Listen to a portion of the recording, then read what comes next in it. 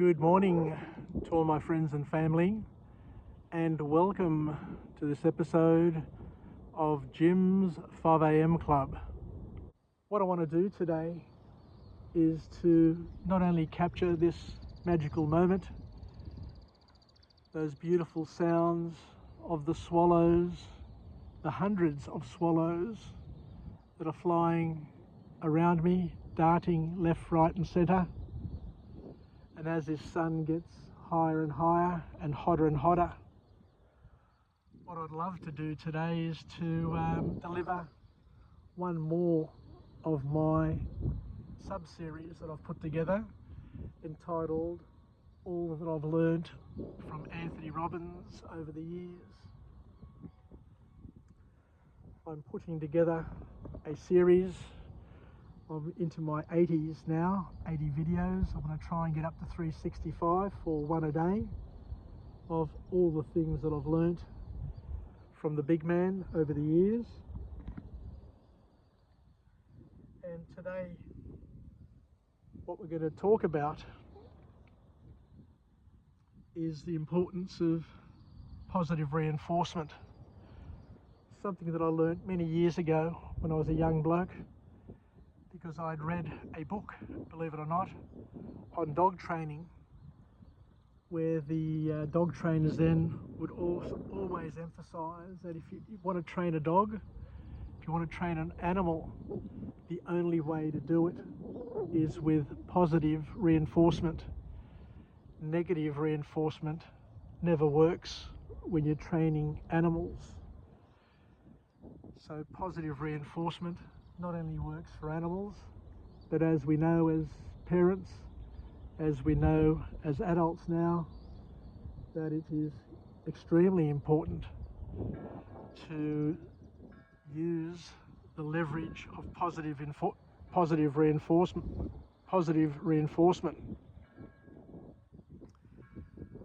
Attitude follows behaviour and is the key to cultural change.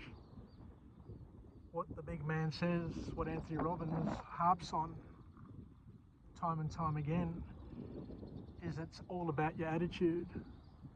And Jim Rohn, who was Anthony Robbins' coach in the early years, always says that the economy is not going to change. Nothing much is going to change. The only thing that you can change is your attitude to what's going on around you. Because your attitude and culture is simply a pattern of behaviour which is either encouraged or punished by the management system that you have over it. So what we're saying here is that we can use positive and negative reinforcement to alter and change our trajectory of behaviours, because as humans we are a little bit different and a little bit above animals. We can use both positive reinforcement and negative reinforcement, punishment or reward, to help us get to our goals.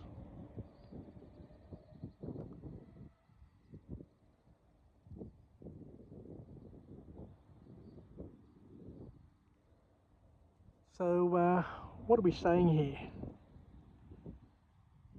What we're saying here in a nutshell is that we can use science to alter our behaviours by studying what we do and why we do it, by keeping journals in terms of what triggers us, what causes us to do the things that we do, and then we can try and manage as best we can around those triggers and around those influences, so we don't have the downward spiral of outcome.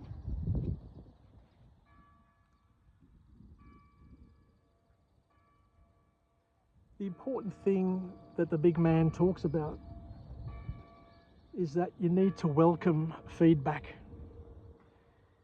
You need to be open to both positive and negative feedback in order to use that as your feedback mechanism to know if you're on track or off track.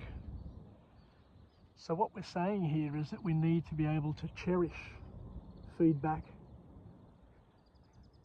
whenever we receive it, and not to shut down the feedback provider and not to shut down our feedback receptors, but to be open and to use that feedback in a way that is productive, in a way that's going to help us become better people and better at what we're trying to achieve.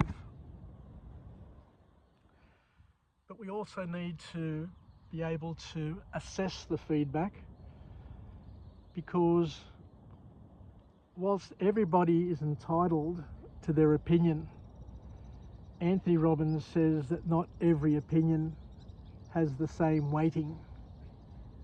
There are opinions that are lightweight and there are opinions that are heavyweight, and you need to make a judgment call as to whether or not the feedback or the opinion that you've received is something that is valid and something worth confirming and taking on board. So I think I'll leave it there for now. Don't want to go too long and too deep,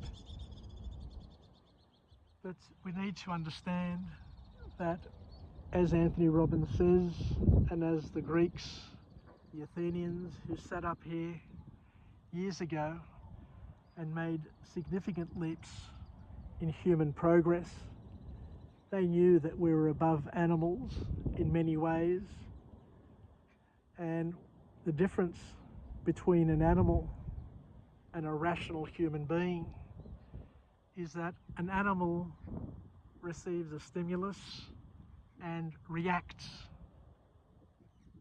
automatically reacts, whereas a human, a rational human, a thinking human,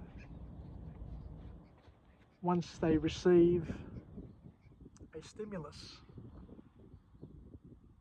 they have a gap between stimulus and response.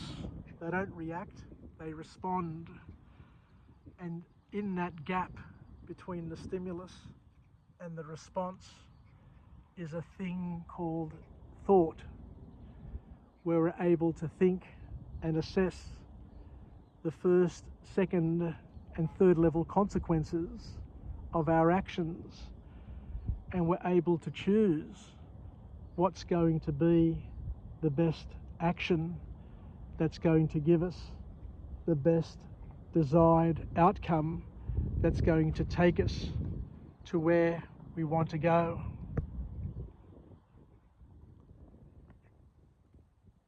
So thank you very much for listening to this episode of Jim's 5am Club.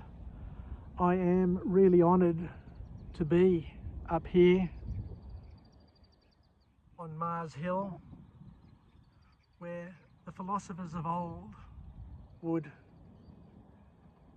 come, the senators would debate and open up rational speech, discussion and thought, and make decisions that in many ways may have altered the trajectory and direction of Western civilization to get us to the point where today we have and we live the many freedoms, many of which we take for granted, but many of those freedoms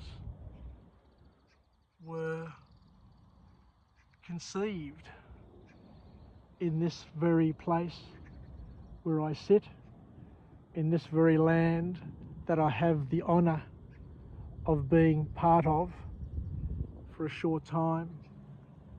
It's Jim signing off from Jim's 5am Club.